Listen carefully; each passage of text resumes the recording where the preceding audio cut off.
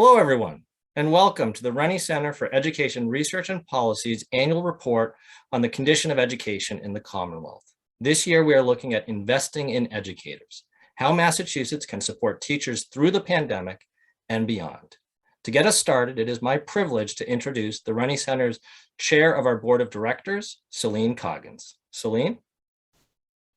Thanks so much, Chad. And I see the audience is growing and growing. This is impressive that people are continuing to turn out like this over Zoom. Thank you. I'm really excited about today. So as Chad mentioned, my name is Celine Coggins. I'm the Executive Director of Grantmakers for Education, a nationwide network of about 300 grantmakers in the education space. I'm also the chair of the Rennie Center board.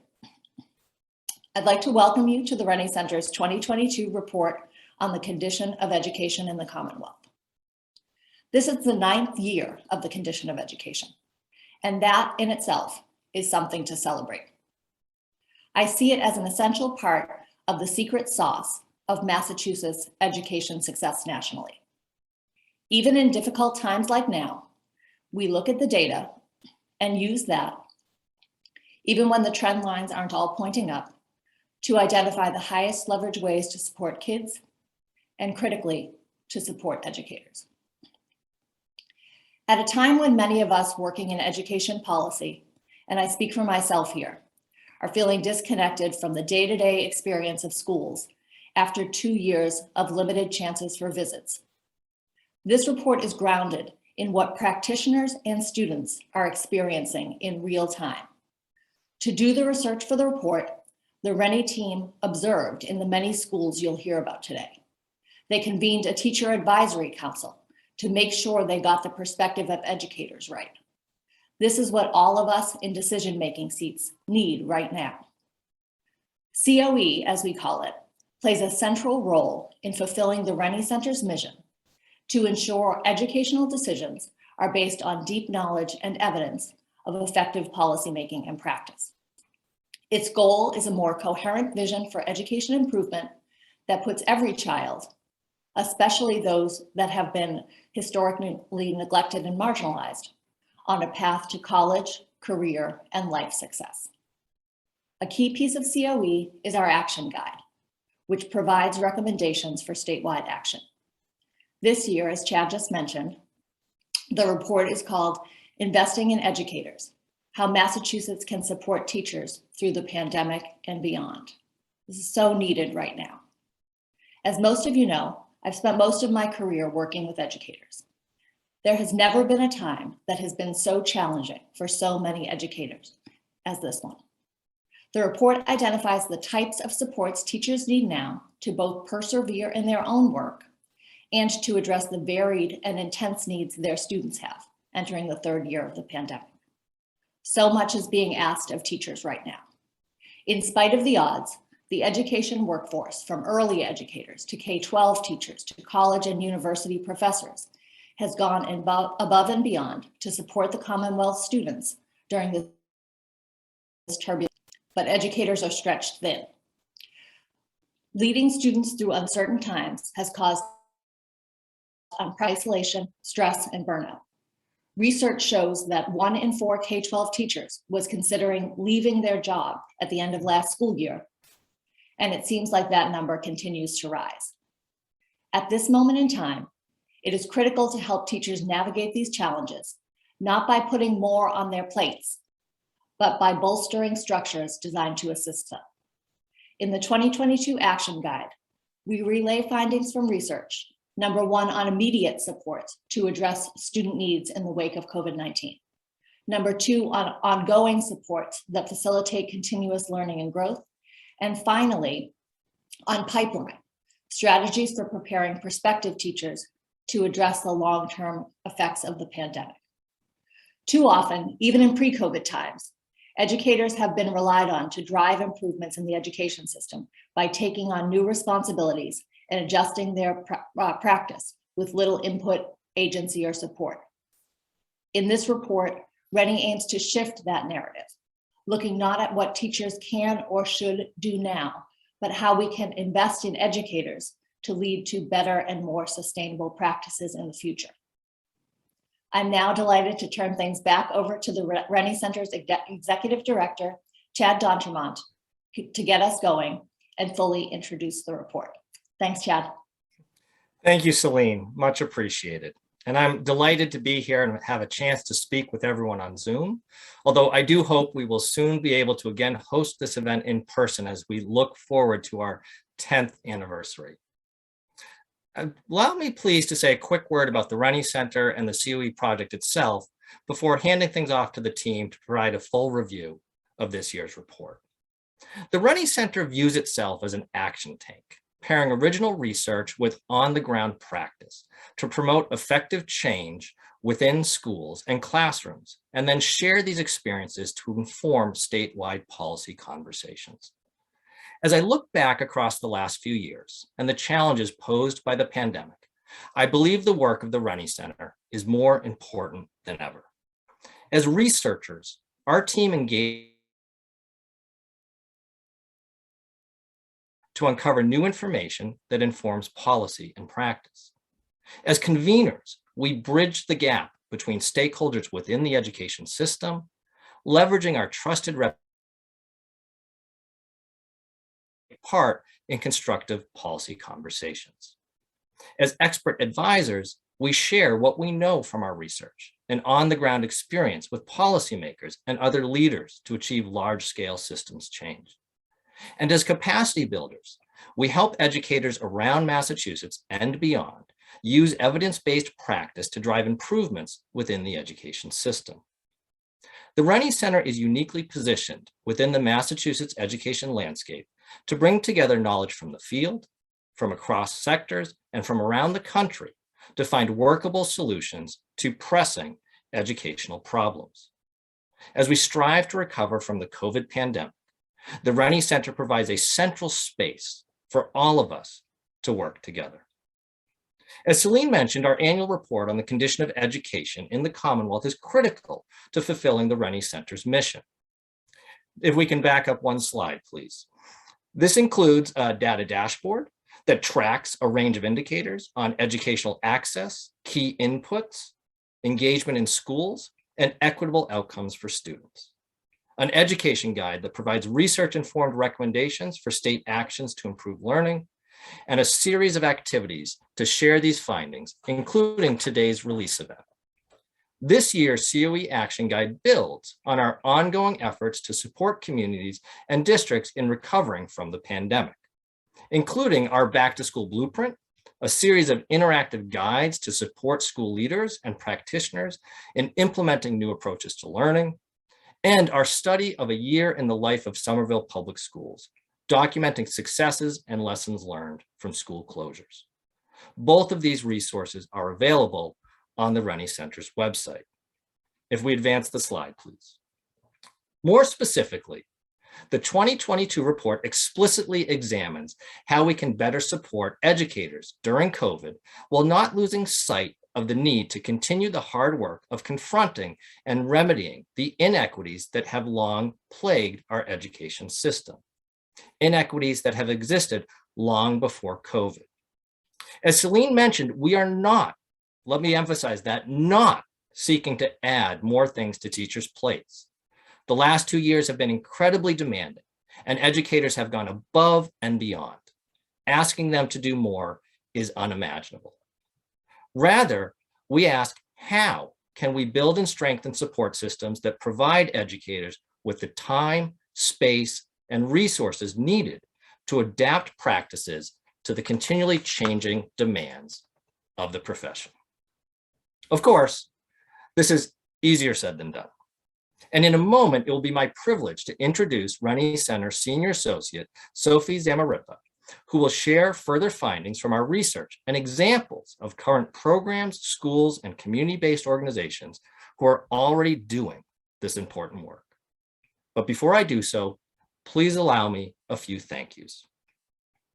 I would like to thank all individuals responsible for sharing information to support our research, including the COE Advisory Committee, the COE Teacher Advisory Committee, the Rennie Center Board, and Komal Bashan, Graham Dodd, Justin Reich, Tori Trust, Courtney Tucker, and all of our interview subjects.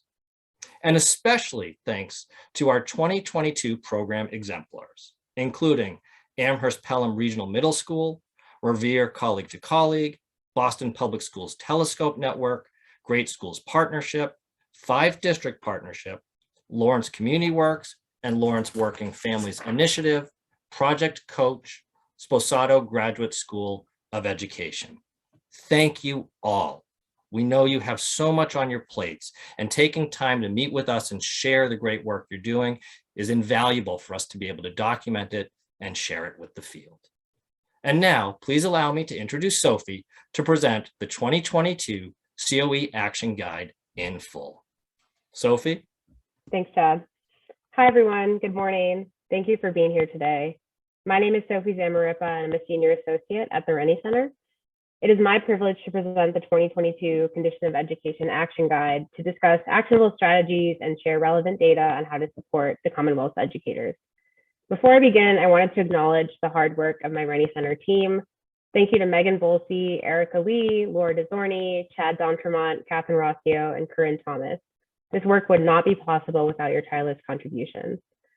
As Celine and Chad have shared, this year's report on the condition of education seeks to highlight how educators can be empowered to effectively meet the academic and social emotional needs of their students in 2022 and beyond through immediate supports, ongoing supports, and building a pipeline. As the past 2 years have unfolded, the education workforce from early childhood to K-12 to higher education has faced so much uncertainty and increasing demands to meet the pandemic head on. It is no surprise then that our field is exhausted. The pandemic's impact on educators, students, and families across the pipeline is apparent in the stories that we've heard from our program exemplars, as well as the data we have tracked for this year's data dashboard. Before we dive into the report, I wanted to share some of this year's findings. In early childhood, the percentage of children aged 0 to 5 eligible for financial assistance and enrolled in high-quality early education programs has slightly decreased to 63%. This decrease comes at a time where parents are deciding on care options for their children who do not yet qualify for a vaccine. High-quality early education experiences are important for children's future academic outcomes and provide a safe and welcoming environment that can support brain development, health and well-being, while mitigating trauma, a topic that we dig into more in our report. This data demonstrates there are children in the Commonwealth who may not be able to access or are not enrolling in early childhood care. In studying the educator pipeline, we continue to track data on diversity in both in-service and pre-service educators. In the 21-22 school year, 81% of all Massachusetts public school teachers identified as white, while only 55.7% of students identify in the same way.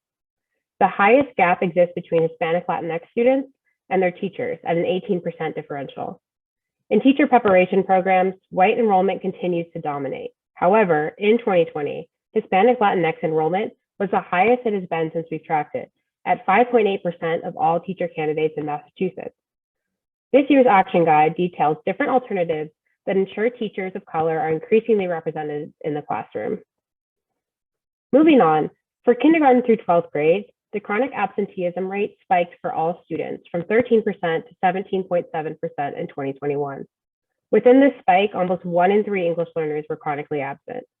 Such an increase can have a negative repercussions on students' academic, social, emotional, and developmental outcomes. The COE report talks more about building a comprehensive ecosystem of support, not only to address students in and out of school needs, but to ensure that teachers are not left alone to care for their students. Finally, in higher education, the enrollment among first-time degree-seeking candidates decreased for UMass and state universities over the past year, while community colleges saw an 8% increase in this population. Unfortunately, among non-first years, enrollment fell across each of these 3 institution types. Decrease in enrollment may have been the result of income loss, childcare needs, illness, and lack of technology needed for remote studies. A promising trend is the recent uptick in first-time community college enrollment, since these institutions tend to serve low-income, first-generation, older, working students, or student parents.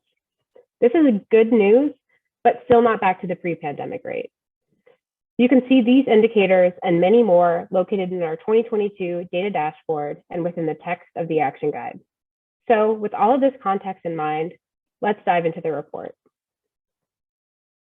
Throughout our work at the Rennie Center, we have the unique opportunity to be in consistent communication with educators, school leaders, and other education stakeholders. Over the past year, nothing has been more apparent than the unprecedented levels of isolation, stress, and exhaustion across the system, among educators in particular. Rather than placing the onus on educators alone to shoulder the load of adapting to this moment, we hope to demonstrate how investing in educators can lead to better, more sustainable practices now and in the future. The way forward, as detailed in the report, is through trauma-sensitive practices that address the increasing level of non-academic barriers students are facing, culturally responsive practices that build supportive and inclusive classrooms, and innovative practices that make sure students' unfinished and future learning is addressed in creative and engaging ways. We describe these strategies in the context of the capacity for implementation, as you can see on the screen, meaning that immediate supports serve to triage urgent needs, ongoing supports serve to set up continuous structures for learning, and building a pipeline serves to create a diverse, effective, adaptive workforce for the long term. Within each of these phases, we detail the strategies featured, though not all encompassing, as methods of supporting educators in the Commonwealth. In order to navigate the challenges of COVID-19, educators need school environments that foster a culture of support and maintain focus on a core set of strategies. By building on what worked as a solution to pandemic-related challenges, addressing mental health and well-being, making space for collaborative collegial planning and coaching time, and offering just-in-time tools and resources, our system can strengthen trauma-sensitive approaches to teaching and learning, cultivate welcoming and inclusive classrooms, and pursue innovative solutions to unexpected challenges in the immediate term. One example of these immediate supports is the Colleague-to-Colleague program in Revere Public Schools, a peer-to-peer teacher consultant initiative that is embedded into the school day, usually during planning blocks. Through this collaborative collegial planning and coaching time, good teachers are supported to be great teachers. Participants report increased well-being and feelings of support, and they remain in their positions at a higher rate. Consulting teachers bring out the strengths of participating teachers and celebrate their skills, as each teacher is regarded as having knowledge and expertise to share. Creating continuous experiences developed in conversation with teachers that engage educators in critical thinking around their practice is of great importance as the field continues to adapt to the pandemic. Without opportunities to explore gap areas in educators' practice, the greatest challenges facing students, teachers, and families may not be adequately addressed. By promoting teacher voice in their own professional learning opportunities, convening professional learning groups, and over time, establishing a comprehensive ecosystem of support across the community, educators can continuously improve their trauma-sensitive, culturally responsive, and innovative practices. Great Schools Partnership has established an effective strategy for ongoing improvement by convening professional learning groups within their engagements across the country. By embedding 90 minutes of uninterrupted learning time into the school day, teacher facilitators work to create and sustain a supportive space conducive to collaboration and to design and facilitate meetings using protocols that will help address the common goals group members have identified. Many of the design considerations and practices embedded in effective PLGs were featured in GSP's work with Springfield Public Schools to develop a portrait of a graduate. Providing multiple entry points for future educators of all backgrounds and supporting the development of key skills can strengthen the pipeline. In order to engage future diverse educators to meet the needs of students, the pipeline should include opportunities for learn and earn practicum, early college high school models, connecting with the community, and engaging in diversified coaching methods. In addition, new teachers entering the field need support to adopt trauma-sensitive, culturally responsive, and innovative approaches in order to fully address students' academic and social emotional needs. The final example that I will share today is a collaboration between Lawrence Community Works and the Lawrence Working Families Initiative in Lawrence Public Schools. The Educator Training Program, now in its 4th year, recruits parents and local community members into learn and earn programs focused on preparing paraprofessionals. Not only does this program increase the diversity and cultural reflection of the community inside the schools, it also improves families' financial stability. By highlighting the programs, schools, and organizations in this presentation and the report, we hope to shed light on how the Massachusetts education system can bolster our hardworking educators to effectively meet the academic and social emotional needs of students in 2022 and beyond. With the pandemic raging on and the teaching force facing unprecedented levels of burnout, we must focus on aiding educators and prospective educators across multiple contexts, immediately, in an ongoing way, and through our approach to teacher preparation. A core strategy for recovering from the pandemic and pushing the Commonwealth's education system forward is to invest in our teachers. Providing educators with the tools and resources they need to strengthen and evolve their craft will help to alleviate the intensity of the past few years and chart a way forward for the years to come. Thank you for your time. It is now my pleasure to turn it over to Dr. Jessica Boston Davis, the Director of Equity and Excellence at Somerville Public Schools. Jess recently led a conversation with representatives from the program exemplars I have just introduced to you. Before we watch a clip of that conversation, I'm going to turn it over to Jess to talk a little bit more about the panel. Jess, it's all yours.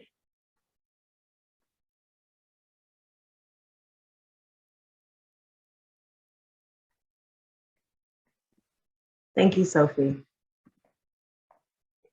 I'm pleased to introduce the community panel, the snippet that we will watch together today. Educators have always been the lifelines of our schools. And even more so over the past 2 years, we have seen their resilience despite the overwhelming obstacles, twists, and turns that the pandemic has brought. In this community panel, I invite us to reflect on what happens when we invest in empowering educators, the very people who have invested so much of themselves in our students. And I think that you'll hear that in return, not only will the academic and social-emotional needs be met for our students, but also highly effective practices for educators will be established, both for the challenging times now and long into the future.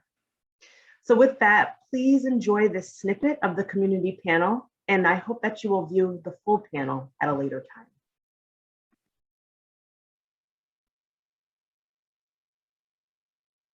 Closing, I'd love to hear from you. What is one change you hope to see in the way the education system supports educators in 2022 and beyond?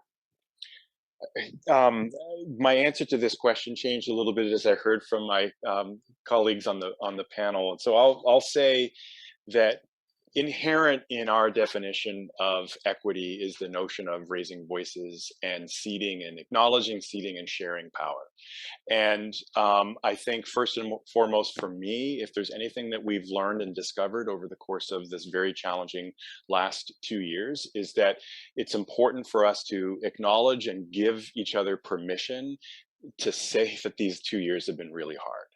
That without a doubt, we have all struggled. And I think professional learning groups are really promising spaces and places where there's an opportunity for us to just sort of come together and just sort of share how we're doing and just give ourselves permission. And I think that the notion of my hope is that administrators and decision makers recognize the importance and the role and the value of creating that space for teachers, just as we want to ensure that students have a primary person, have agency, and are developing relationships and feel as though they're part of a community.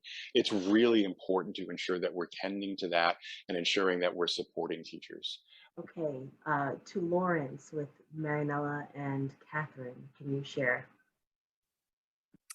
I would have to say we work with a community that's Spanish speaking predominantly, and a lot of these para teachers, it's difficult. Their native language isn't English. So these MTELs, I know the state have been talking about it. I know it's possibly in the works, but I would hope to see it where we're supporting them more through the process. The MTELs are not at all easy, as most of us know, but channeling it in a way where we can equip our paras to become teacher in a very easier way instead of having the MTEL over their head. Because we have those conversations constantly. This is why we developed the MTEL boot camp to try to get them over that hump. But it's been difficult. Many of them have tried and have not passed. So that's, I think, something that the state should look into deeper, especially when we want to diversify. How?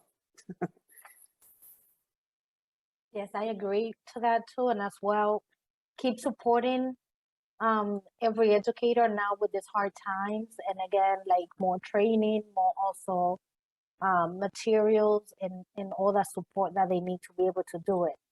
And also, let's not forget that they're also human beings, right? Like, make sure that in their personal life, they get the support that they need at the time that they need their family. And then finally, back to Revere, Sarah and Stephanie, if you can share your thoughts on our closing question.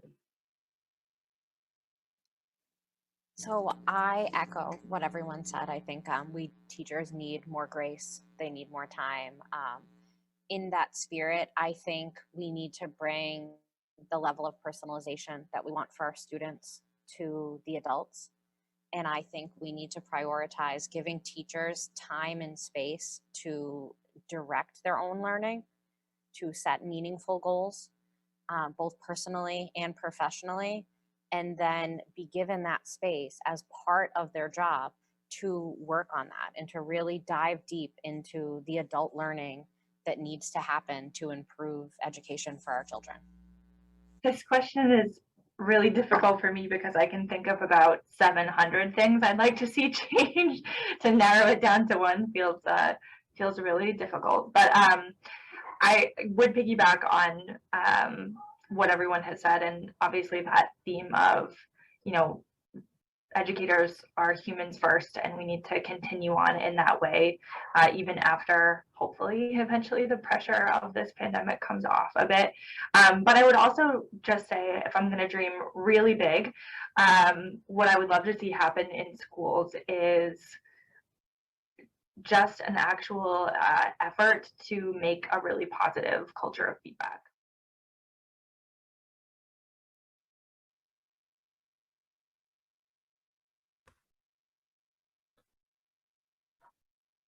Closing, Thank you, Jessica. And thank you to all the programs that participated in this year's report. You can view the full community conversation on the Rennie Center's website. And now on to today's panel. Each year, as part of COE, we ask our leading education officials to come together and discuss the state of our education system. This year, the conversation seems more important than ever. We are joined by Commissioner Samantha Agner-Treywergy of the Massachusetts Department of Early Education and Care, Commissioner Jeffrey Riley from the Massachusetts Department of Elementary and Secondary Education, and Commissioner Carlos Santiago from the Massachusetts Department of Higher Education. Today's conversation will be moderated by Dr. John Jackson, President and CEO of the Schott Foundation for Public Education, and Michael S. Woderson, Director of the National Opportunity to Learn Network, also at Schott. Schott has long been a critical voice in confronting and working hard to remedy systemic inequities in public education. And I believe John and Michael are both the perfect people to lead today's conversation. We have a long tradition at the Rennie Center of going short on intros and long on content, and all the panelists agreed to that. You can read more about them in their full bios that are part of the program's materials. But with that, let me step back and turn things over to John and Michael. Thank you to all of our panelists. Thank you, Chad, and thank you for the great work that you all are doing at the Rennie Center. Michael and I are glad to have the opportunity to tag team today. So welcome to all of the commissioners. Before we begin, we just want to say we know that this has been a difficult time for many students, parents, educators, but definitely we want to thank you, commissioners, for your leadership during this period, which has been significant. I understand that Commissioner Sam is not with us yet, but as the commissioner joins us, we will integrate the commissioner into the conversation. So I want to start the conversation off with a question to you, Commissioner Riley. This year's report details strategies for both the immediate and long term to support educators, culturally responsive, innovative, and trauma-sensitive practices. What are some of the ways in which the department has engaged districts and school leaders to prioritize these supports? Thanks so much for the question. I think, as both a former special education teacher and an adjustment counselor, we know that that we've got to take care of our kids' most basic needs first. We know the pandemic has caused trauma. The mental health crisis has been real with our students. And so we've really focused our efforts on first working out our kids' most basic needs. We've continued that this year with our SEL Mental Health Academy and Culturally Responsive Teaching Academy. And that's, going out to over 149 districts that are enrolled. We've continued to roll out professional development opportunities, including our acceleration roadmap, which is kind of the way forward for us during this time of crisis. And key to the acceleration roadmap is this idea of fostering a sense of belonging. We know that kids were disconnected from their schooling when they were home, and we need to make sure that that isolation is mitigated and we're able to kind of really provide a school that gives kids the ability to feel reconnected to where they are. We've been working with our 15 most at-risk districts on our Learning Acceleration Network. Those are like monthly support sessions. 10 of them receive more frequent kind of job-embedded support related to learning acceleration. That includes things like culturally responsive practices and trauma-sensitive support, as well as sharing innovative practices. And we just continue to focus on our students' needs as we get them back into school, back into learning, recognizing that we've got to focus on our most basic needs first, right? One of the crucial things we did when this pandemic first hit was we set up feeding centers for our students. Oftentimes, many of our students get their meals in school, and when school shut down, we had to make sure they still had access. We've since grown that to really focus on the social emotional needs and the culturally responsive aspects of teaching. And hopefully I'll get to talk more about this, but I think there's a recognition that kids are, even when they're in school, somewhat disengaged from their learning. And I think that's because we haven't always presented the appropriate material to them. Thank you, Commissioner Riley. I want to come back to cover more substantively many of the culturally responsive initiatives that you have in place. But Michael, I want to open it up for you. Thank you, John. Thank you, John. Commissioner Santiago, good morning, and good morning to all of you. I want us to stay just for a little bit longer on this theme that I think has now been opened around how institutions are responding to this unique moment. So, Commissioner Santiago, we know that the Department of Higher Education has put forth a very robust agenda for ensuring that public higher education opens doors of opportunity and fulfillment for traditionally underserved populations. The question is, from your standpoint, how has the pandemic challenged this agenda? And what steps has the department taken to support institutes of higher education in effectively serving students, particularly those who have been historically marginalized, as we've seen during this time? Thank you, Michael, and congratulations to the Rennie Center on their annual report. The question that you posed, Michael, is one that has consumed a lot of our time and energy over the last 2 years. You look at the Rennie Center data that showed the decline in the community colleges in 2020. We saw that coming in April when we viewed the FAFSA completion rates among students, particularly students of color in our gateway cities, just plummeting. So we weren't all that surprised when we saw a decline in about a third initially of enrollments to our community college segment. And we worked very closely following that. I mean, the Rennie Center data shows that for the last year, the enrollments have gone up in the community colleges. And I would attribute that to working very closely with the Department of Elementary and Secondary Education on a major campaign, statewide campaign to get students to complete the FAFSA form, because that's the only thing that's going to give them access to federal and state financial aid. So that's just one example. But we have now taken the position from an equity perspective, and our focus, we're very clear, it's on racial equity is our priority at this point. And we have looked at all of our policies and from an anti-racist perspective, quite frankly, and we are modifying them, they're changing them from access, promoting early college, making sure that Mass Grant Plus and financial aid covers the expenses of low-income students, to providing support services now in areas that we never did before.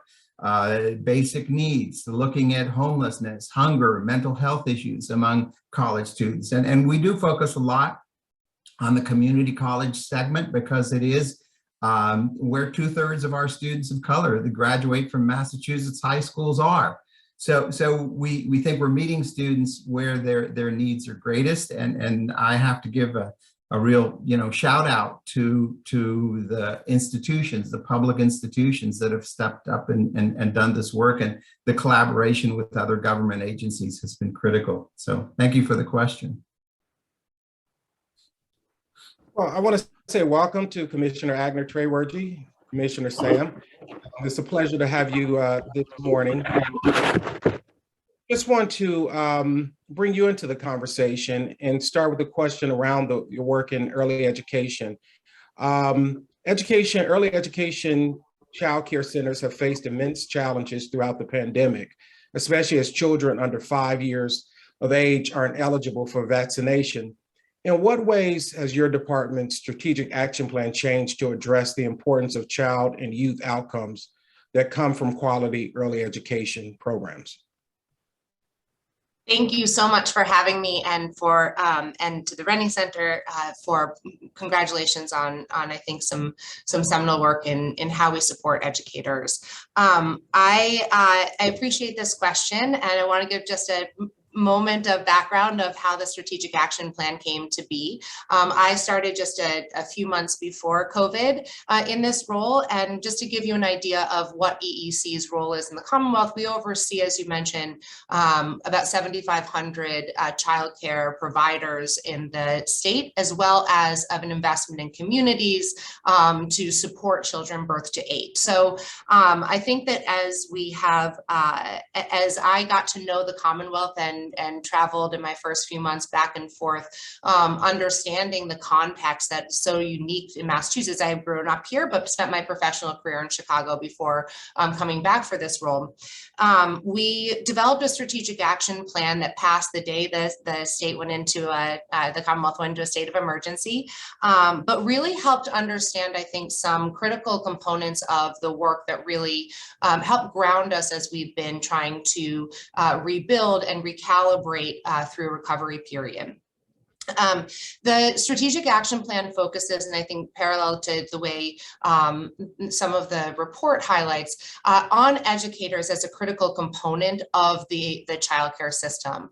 The thing about our 7,500 or so providers is that they're private providers, and I think what the pandemic demonstrated is that they were providing a really critical infrastructure and public good that we didn't quite have the adequate systems to be able to resource in a way that could be sustained and provide the kind of stability families needed through this really tumultuous last couple of years. So as we have been engaging with our educator pillar of our strategic plan, we've really looked, I think, at the short and long-term investments that need to be made to be able to grow a really critical pipeline. When we think about early education and care, those humans, those people in the classrooms, in our family childcare homes, the 5,000 or so people who are caring for children in their home, they are the books and resources and for young children. Those interactions are what are the learning.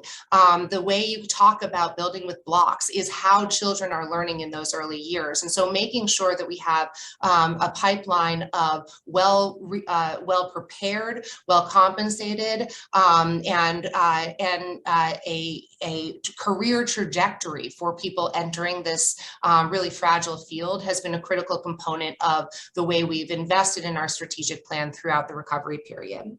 So I just want to highlight 3 quick things that I think we'll have a chance hopefully to dig a little bit deeper in through the question and answer period. that we've been looking at. I think first is really understanding, as Commissioner Santiago highlighted, is the need for access to coursework, and really understanding that this field, which is largely private businesses recruiting a workforce, our educators are largely women of color, and the most underpaid in the education sector. So really making sure that we are creating pipelines that don't add financial burden to them in order to enter the field and be able to support our children is really critical for us. So investing in scholarships, investing in coursework, and investing in free pathways into the field, but then making sure once we have people in the field, they are supported in their work, as this really does highlight, as making sure that we are providing the kind of investment in this sector to see wages raise and be able to see the compensation that are really critical, our educators and those engaging with our children deserve for the kind of really difficult work this is, particularly with a traumatized population, as we know we come out with after a global impact like this. Making sure that those educators also have things like benefits and simple things in the ways we work with our programs to understand, like planning time, being able to step away and reflect so you can actually come and be your best self when you're working with children is a benefit often not afforded in our field to our educators, and is so critical to make sure that they can do their work every day. So really working to make sure we're investing in this, in our programs, in those that hire these educators, and to be able to kind of deliver these critical professionalization of the field as well. But then finally, the state's role and EEC's role of being able to make that a ladder, a pipeline, a career trajectory. You're not entering and then staying as a making minimum wage for the duration of your career, which we know so many people who've worked in childcare, in the childcare sector previously have encountered.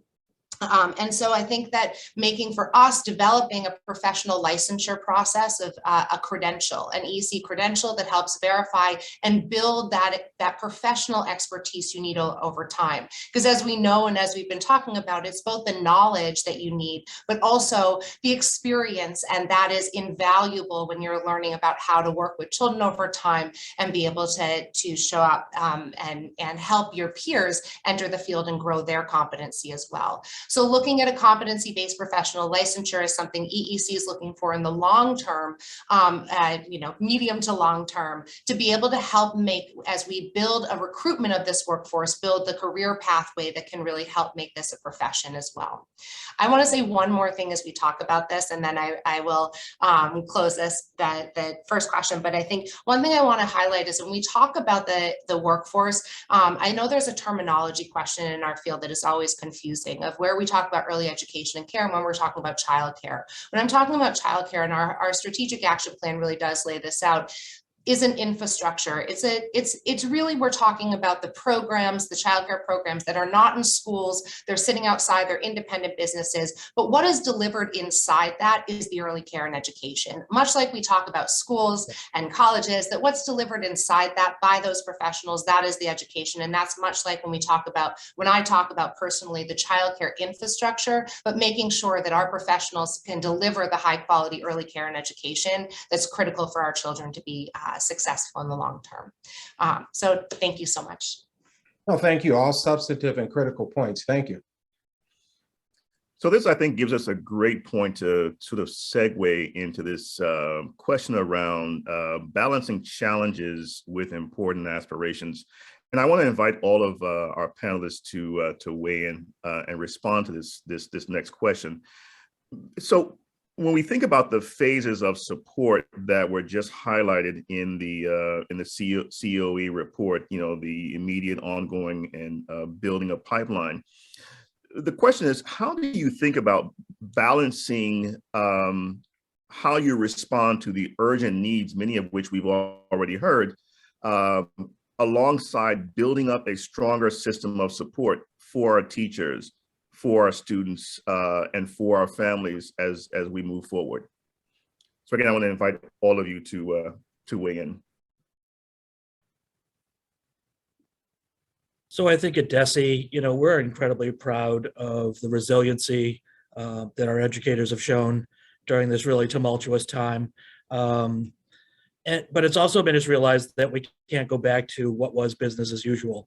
Our nurses, our educators, people are working so hard to keep our schools open every day. We're starting to come off the Omicron surge, and that's great. But, we also have to do the work going forward to make sure that we are planning for future needs. We've seen across the country in all sectors what they're calling the Great Resignation, and we're concerned about our workforce as well. And so we've reached out to the graduate schools of education to try to make sure that we are working to both increase our pipeline and work on projects like potentially graduate some of our aspiring teachers early. This is not dissimilar to what happened during World War II, where doctors and nurses graduated early to provide additional support. But we recognize there's just so much work to do in this area. And some of it's about advertising, and really letting people know that education is a great profession. Some of it's about compensation. And for the first time in a long time, there are dollars that have been flowing from the federal government that I hope will allow us to increase pay for not just teachers, they certainly deserve it as well, but also paraprofessionals and other school staff that frankly haven't always been compensated to the rate they need to be. And so I think in the coming days, you're going to see that kind of discussion so that we can maintain a quality workforce. The last thing I'd say, and I don't want to monopolize the discussion, is I think we also need to look at flexibilities for teachers. And one of the teachers earlier on the chat talked about self-directed growth for professional development. I think we need to find ways to allow teachers to have more opportunities to learn of things that are of interest to them. I talked earlier about how sometimes kids are disengaged with the content. Well, I think sometimes teachers are disengaged, and we all are curious. We all want to learn. But sometimes we're given a narrow set of things to choose from, and I think there should be more voice and choice for teachers going forward. If I can just jump in from a higher education perspective, I think one of the things that the last few years has really taught us is that the organizations, the higher ed organizations, need to change. We are moving towards a really significant focus on students and students first, and moving away from the questions of, are these students ready for college? Focusing on college-ready students. We're flipping that a bit and saying, are our institutions ready for the changing student body that is coming to us? And the data, we've looked at this very empirically, and I think one of the fascinating observations is that for the students of color that are coming to us, it's not all about affordability. Everyone thinks if you can just get enough money into students' hands, they'll succeed. And what we've learned, especially during this pandemic, is that it is more complicated than that. And now the focus on support structures and a wide variety. I never thought we'd be have mental health as a critical priority in higher ed, but it's there, and we have to address it. So the landscape has changed. Our institutions need to change. One of the things that I do say that we've learned from this equity agenda and initiative, which is getting national recognition, is that you can't just say you're going to do work in equity without training and changing the organizations that are engaged and involved in this. If you think it's simply a matter of using particular language and saying we're going to do X, Y, and Z without changing the fundamental way in which organizations operate and how the staff within these organizations interact with each other, you're just not going to succeed. And I think that's a critical lesson that we've learned, and we're continuing to try to evolve and address it as well.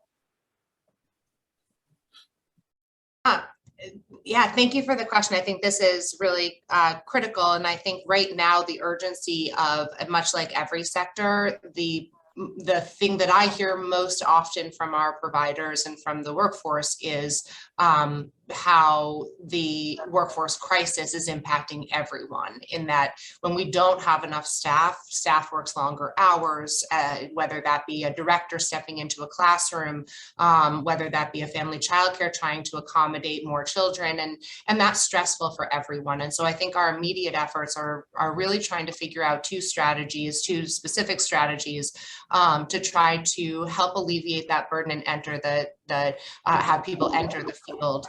One is reducing as many barriers as possible, whether that be our own processes, and requiring a submission of something that we can try to empower our people on the ground to recognize and support those in their community who might be willing, even if not having all of the perfect documentation in place, and empower them to hire people.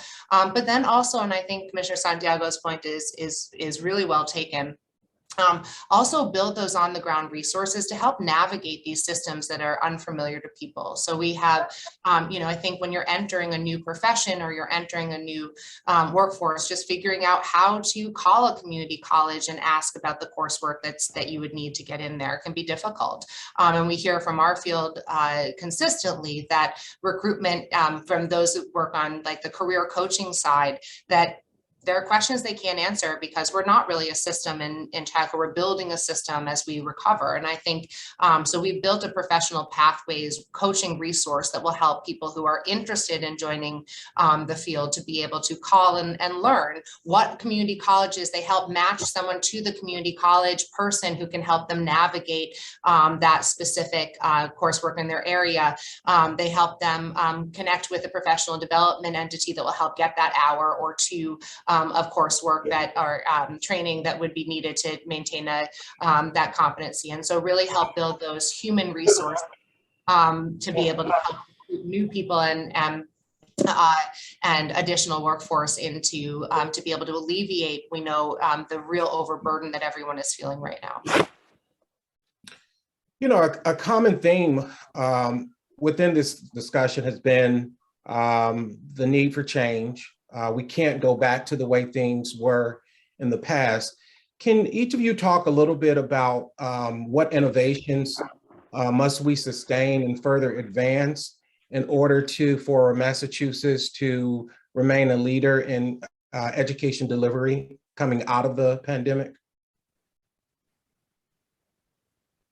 So in K-12, prior to the pandemic and when I first came on as commissioner, we really put our stamp on this idea that we need to diversify our educator workforce. I had come from Lawrence, where I saw some great community organizations earlier who continue that work. But as my time in Lawrence, we were able to nearly triple the educators of color in a 5-year period, by really being intentional about that. We know that in Massachusetts, we have about 40% of our students are students of color. But as you saw from an earlier graph, the vast majority of our teaching force and our educator force remains white.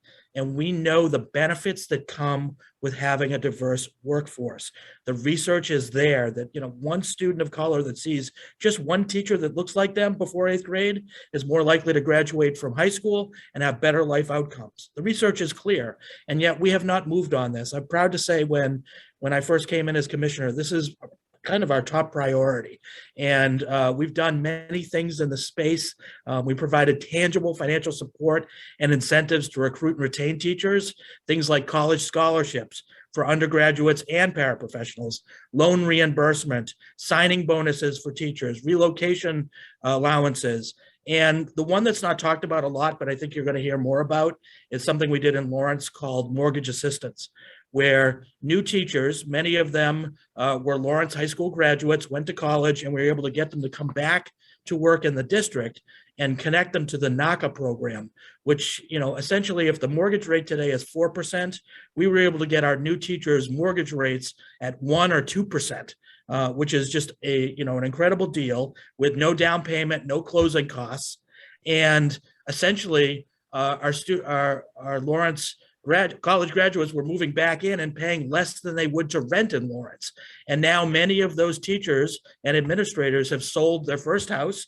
made a good chunk of money and are on to their next house. And so we think there's a way to make teaching more attractive, and all of these things from scholarships to signing bonuses are important, but mortgage assistance is also important in this kind of pantheon of inducements we want to bring to the field to make sure that we continue to get a more culturally diverse workforce. The other thing I would say is inside DESE, we're doing a lot too, from our Influence 100 work, our Kaleidoscope work, our diversity network, our teacher diversification grants. There's just so much going on that we are excited about making changes here. Someone mentioned earlier the idea about changing what licensure look like. We have brought an alternative pathway in for people that struggle with the MTEL to demonstrate competency. That is being rolled out. We've created emergency licenses. So we've really done many steps to try to diversify the field. And we think we're going to be so much better for doing it. I would also say that, we've made good progress already. I think we've seen gains of 1 to 2% in just the last couple of years by really being intentional about this. We recognize there's more work to be done, but I don't think there's many other states that are doing this work. So we're proud of that, and we know it needs to continue. I get to work with both commissioners on many things, but when I first came, Commissioner Santiago and I were barnstorming colleges to try to recruit people back into the education field, and that was some of the best work I think that we've done in the state in Massachusetts. That's great.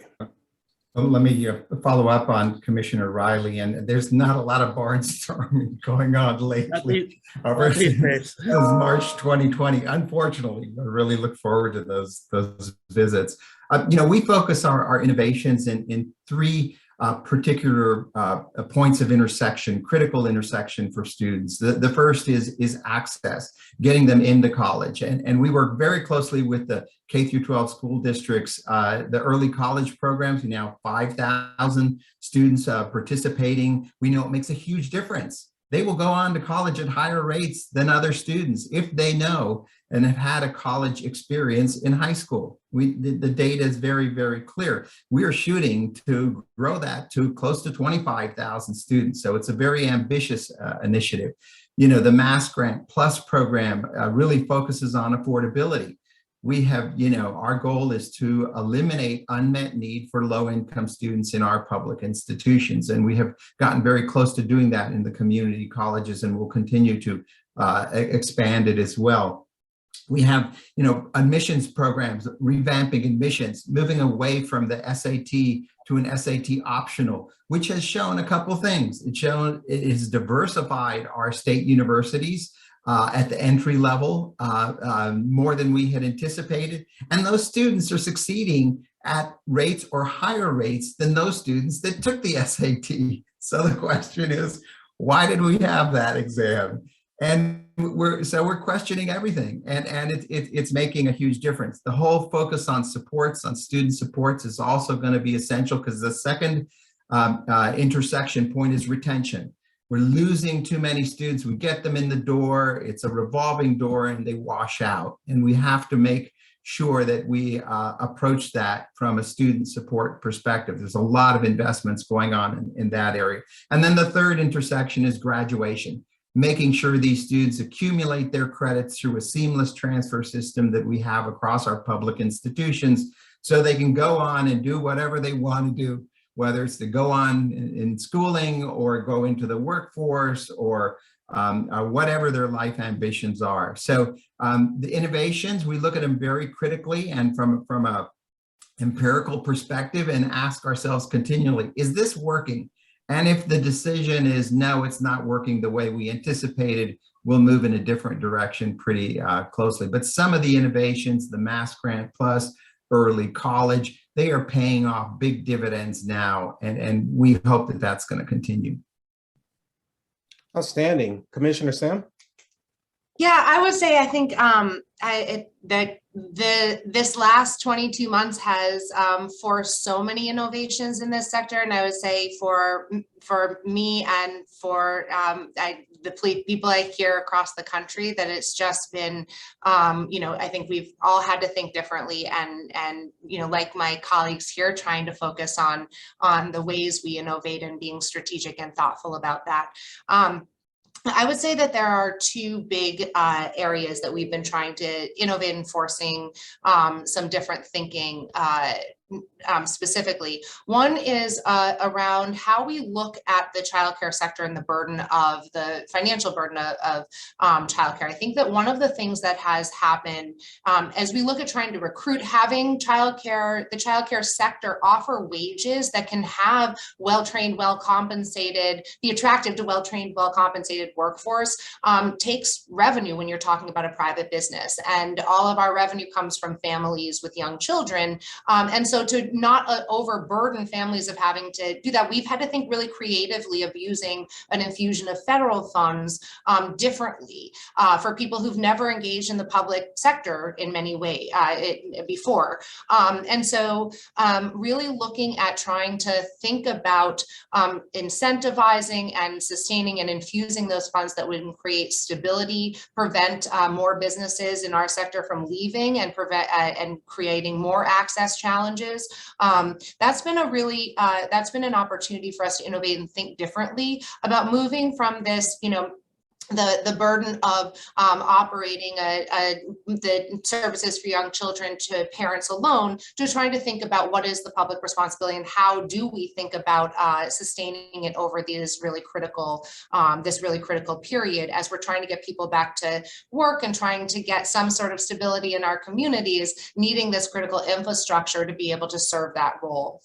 The second thing, and I think building on that, is that we have been innovating around, I think, has been in some of the collaborations with school districts, and in that building the seamless trajectory for children through some tumultuous couple of years. So being able to innovate in some of the investments we make with school districts to be able to coordinate with the providers, the private providers in their community, to build obviously the seamless trajectory from birth to 5 services into school entry. But also for our, we oversee the out of school time providers too. So many of the places that families are relying on to be able to work with extended hours, early hours, and after school, vacation supports, things like that. And the way we've been able to innovate around building collaboration across these providers, I think has the providers in the school districts, through things like a summer step up program, in which we had 32 communities coming and building in-person services for 6 weeks over the summer across the school district, and the childcare providers who were all operating over the summer, to make sure we were leveraging every resource and creating and keeping families entry into school at the center of all of our work. So it's been, I think there's been some really creative ways, but I think, that's just to pick a couple. And I think we'll continue to try to learn every step of the way, and with my colleagues here, to make sure that Massachusetts continues to be a leader in leveraging this moment to build a more innovative and responsive system. That's great. Michael, I know you have a question, then I want to get to a couple of these live questions. Thank you, John. So actually, there are a lot of questions coming from the audience around this idea of transforming the teaching environment, and we know that a key piece to all of these conversations has to do with community engagement. I wonder if you all might comment just briefly on what you think is most critical, most important about engaging community in a meaningful way in all of these conversations, as we try to figure out how to transform the environment for the betterment not only of teachers, but also for the students they teach and the families those kids come from. I think it's such a great question. We need to rethink education, and in some ways, this pandemic has allowed us to rethink education, and in some ways it's kind of shaken the Etch-a-Sketch clear. One thing that I can say without question is that we've never fully brought our families into the K-12 space like we need to. I know as a superintendent in Lawrence, probably the most successful group I worked with was the Parents President's Council. This is the elected parents from every school. And we got more done. I got more information on the ground. We were really able to respond to parents and what they needed by meeting with them on a regular basis. But prior to my arrival, it seemed like in Lawrence, there was from the school perspective, there was this idea of bring us your kids at 8 in the morning. You stay there, we'll give them back to you at 3 o'clock. And there wasn't that kind of connections. And I think we were losing something. And I think bringing parents in is going to be a key going forward in education, because they're our customers, right? We want parents to be involved in the process. We know the power that parents bring to the process when we are able to bring them in. And so that is something that we hope to continue to work on in deeper ways going forward. I would just add that one of the things that COVID has done is really, as Commissioner Riley mentioned, is just changed the teaching and learning process. And the one positive, there is a positive from COVID. One positive is it forced our public institutions to look at online teaching and learning as a new sort of experience. We've been doing it on a relatively low level prior to the pandemic. But when it came and we had to close our institutions, there was a lot of training, there was technology transfer, there was all sorts of immediate responses to that new reality, which is your students aren't going to be able to come to the campus. And we also found that listening to students, some students liked it that way and other students didn't.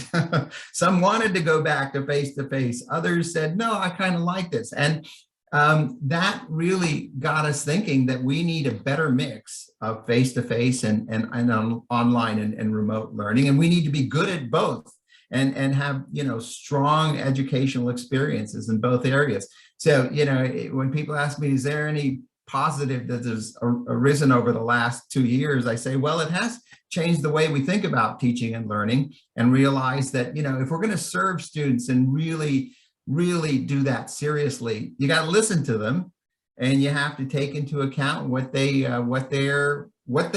need, because it varies. You have childcare issues that's been mentioned, transportation issues, homelessness issues. You've got to take all these into account if you want to serve these students well.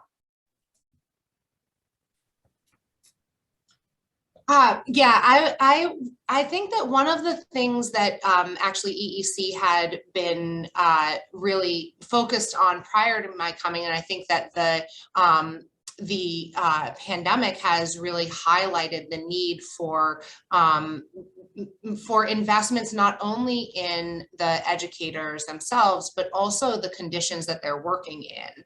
And I think that, and really making sure that the leadership is there who understands how to support reflective practice, support not just showing up in the morning, closing your door and making sure the children don't get hurt, but really understanding how to provide the kind of structures and the kind of tools that I think we're just building many times in the early education and care field that can really support educators in showing up and doing their best practice or their best work every day. And so there's been a number of initiatives we worked on in terms of thinking about building leadership capacity in our programs, and really thinking about investments both for our center-based providers, making sure that we have leaders who understand what good practice in a classroom looks like, how to observe and respond and provide reflective practice for their educators, but also more difficult in much of the services that get delivered from our perspective are in family childcare homes with people who are of the community, caring for neighbors' children, but also isolated with children all day long and not getting that kind of supports and systems and structures that we know allow you to sustain really, emotionally and academically rigorous, developmentally appropriate type of practices for young children. And so I think that part of it is building those structures and systems around our educators and those that we want to to be responsive to children every day, that allow the system to be responsive and supportive to them, which I think is a big investment. And I think it brings our work to the community as opposed to expecting our community providers to come to us. And I think that's been the focus of our work in that realm. That's great. This seems to be our last question, and I know we're short on time, but I do want to take one live question. So I'm going to ask you an unfair question that you respond within 30 seconds and to a big question. It's a summary of a number of questions. And the question is this: how might educators' professional learning time from early childhood to higher education settings be organized to transform the relationship teachers have with each other and the administrators and unlock the conditions needed for anti-racist work? Only in 30 seconds. Wow, I didn't know we were going to lightning round. That's a really profound question. I'm not sure we can do justice to it in 30 seconds. What I would say is, fundamentally, we are at an inflection point where we have to really rethink all of our systems and structures in K-12, and I would argue in our whole society. And the way to do that is through collaboration and dialogue and creating the spaces needed to really identify the issues and then working on making things better. Ultimately, we want to create a system that is better than the one we had before. So we're in a better place than we had before. We, as a country, we're in a really divisive place, and I think the only way through it is by doing this together. That was great. I would just very, very quickly, one of the things on the, did you know this kind of moment is that, did you know that staff and this goes back to the issue of organizational change, staff in the Department of Higher Education and staff in the Department of Elementary and Secondary Education get together and read books together as in groups, books that are critical for the work that we're all doing. And I think that's, I don't think we've ever done that before. It makes a huge difference when you have these conversations. And I look at it, from higher education's perspective, the most important work we do is we create knowledge and we disseminate it. But to do that and to do that effectively, we have to have critical thinking students. And I know that the term critical often sets off alarm bells in certain communities, but the truth is we need our students to think critically. That's what we need now more than ever before, not only for the higher ed work and the work that you do along the entire pipeline, but for our own democracy. And that's what we're committed to doing, and everything that we do is got to focus on the student and has got to get them to be critical thinkers. Yeah, I agreed with everything, and I think also the huge question. I would only add that we need to identify ways and pathways for communities to empower the work that they're doing, being responsive to communities, and I think breaking down those barriers. I think that as opposed to saying how do you achieve our benchmarks, understanding how can we invest in communities in a way that allow them to collaborate the way Commissioner Riley said, and I think grow the critical thinkers that take that kind of relationship-based work that can't be done from Boston to Springfield. It has to be done in communities and in that collaboration that we're building. We're really going to be transformative. Oh, Michael, we're out of time. I just want to let the audience members know who asked questions that though we didn't get to all of your questions, you will receive some responses to your questions post discussion. Commissioner Agner Treyberge, Commissioner Riley, Commissioner Santiago, thank you so much for the discussion today. And thank you also for your leadership during this critical moment. Thank you. Back to you, Chad. Thank you. Great. Thank you, John. Thank you, Michael. Thank you to our three commissioners. We really appreciate at such a busy time, everyone taking the time to meet and discuss these really pressing issues. Reflecting somewhat on John's comments, I'm struck by the fact that we all feel this great sense of urgency to fix the problems that we've experienced over the last couple of years, while acknowledging that we're really trying to get the root causes of historic inequities that have existed long before the pandemic. But when I step back, I have a younger daughter who's currently in 4th grade. She last had a normal, quote unquote, normal school year that wasn't disrupted in some way in 1st grade.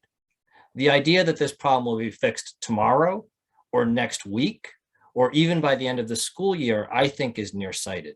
Rather than racing as fast as we can to get things done, I think we need to work smartly and appropriately on an appropriate timeline to get things done the right way.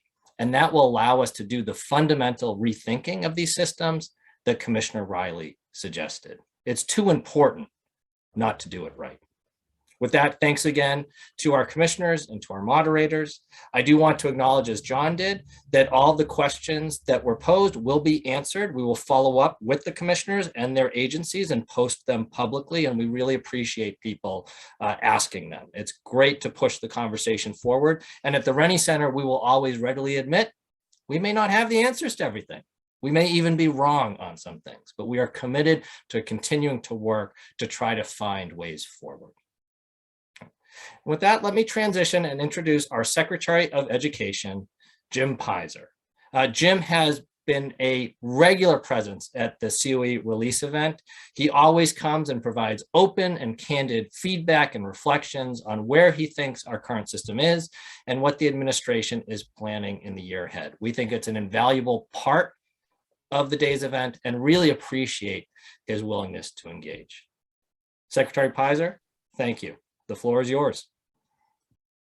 Thank you, Chad. I appreciate it. And thanks to the whole Rennie Center team, not only for organizing today's event, of course, but for the outstanding work that you continue to do to bridge the gap between ideas and practice, curating and sponsoring research to help educators implement positive, data-informed change where it really counts in the classroom.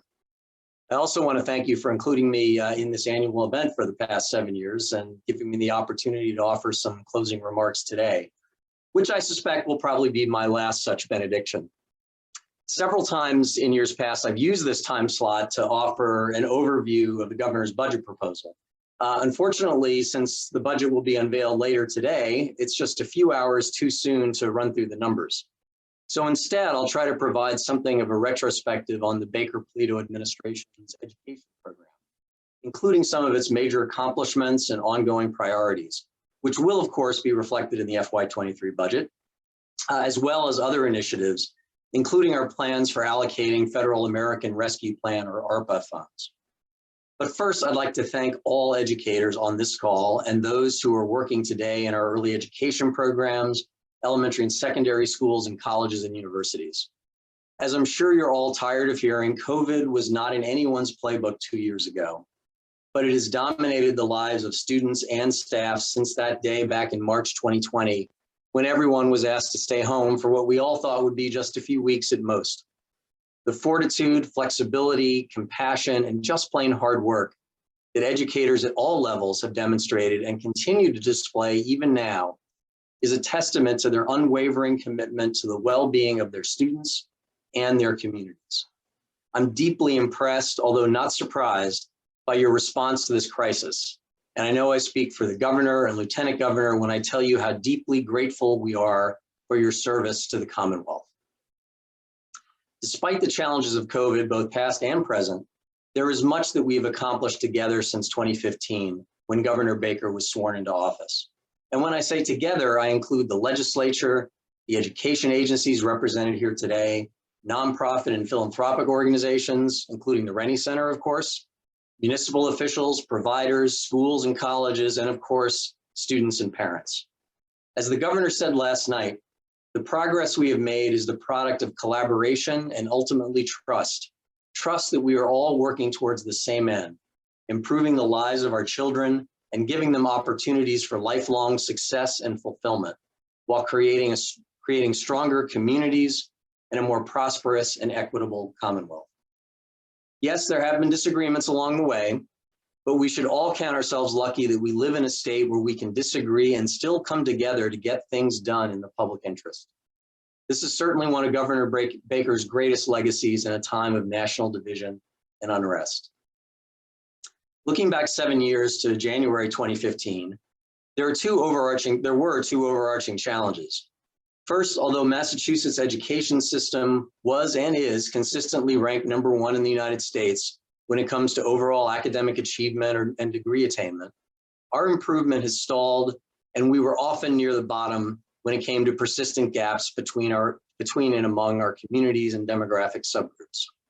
Second, even though our unemployment rate was low, there were still hundreds of thousands of working age adults who couldn't find jobs or were too discouraged to even look for work, while at the same time, employers large and small were turning away business because they couldn't find skilled workers to fill their many job vacancies.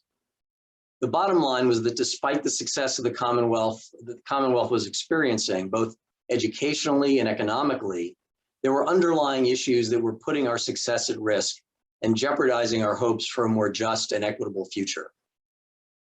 The challenges we faced back in 2015 are still with us, but I believe we have taken some important steps in the right direction to address them. In particular, I want to call out three principal themes: expanding educational opportunities and improving outcomes for all, strengthening and expanding STEM and career technical education, and improving college access, affordability, and completion. Regarding improving educational opportunities and outcomes, we've worked with the legislature to consistently and significantly increase our investments in early education and K-12. In early ed, we've increased spending by over 50%, not counting the hundreds of millions in COVID-related dollars that have begun to flow this year to stabilize the field and restore capacity. Of that amount, we've prioritized increasing provider rates by over $150 million in order to increase staff compensation and improve quality. And thanks to the leadership of Commissioner Eigner-Trewergy, we are now implementing a new parent fee schedule that is more transparent and equitable, including no fees at all for families with the lowest incomes. On the K-12 side, through this current school year, we've increased Chapter 70 spending by about $1.1 billion, an increase of over 25%, a number that will grow again in FY23. Equally important, we've made changes to the funding formula to make it more progressive, especially with respect to low-income students and English language learners, including an expanded factor for behavioral health services. This reform process began before the Student Opportunity Act, but importantly, SOA codified and expanded it. Of course, as you all know well, better outcomes are not simply a product of more money. It also requires policy change and effective implementation. On the policy front, there are several important actions worth noting. First, we've updated and revised our curriculum frameworks across the core academic subjects, including the addition of computer science.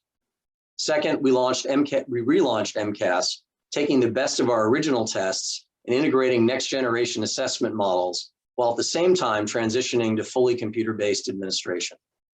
And third, we overhauled our school accountability system, specifically to strengthen incentives for improvement, especially among our lowest performing students. In terms of practice, we have sharpened our focus on teaching and learning, both by identifying and promoting high quality curriculum and by supporting educators in developing and deploying instructional practices that engage students more deeply in their learning.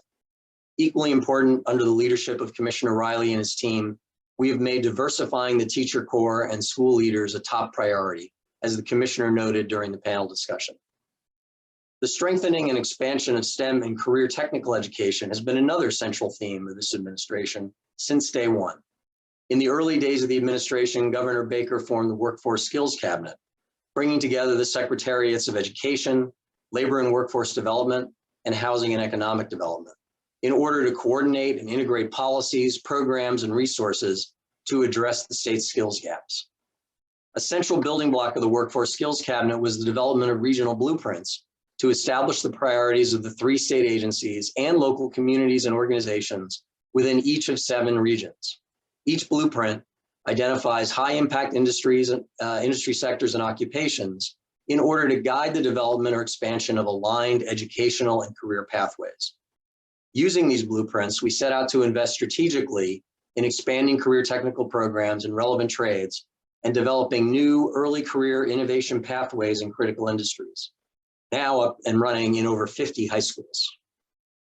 A central part of this effort has been the Skills Capital Grant, which has directed over $100 million to upgrade equipment and expand capacity in high demand vocational programs.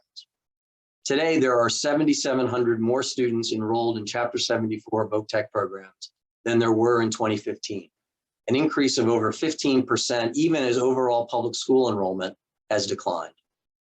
We have leveraged this investment to launch the Career Technical Initiative, which the governor announced in his 2020 State of the Commonwealth address. The CTI initiative expands access to high quality vocational programs for high school students and adults by creating 3 shifts, one during the regular school day for vocational students, one in the afternoons for students enrolled in their local high school, and one in the evening for adult learners looking to change careers or upgrade their skills.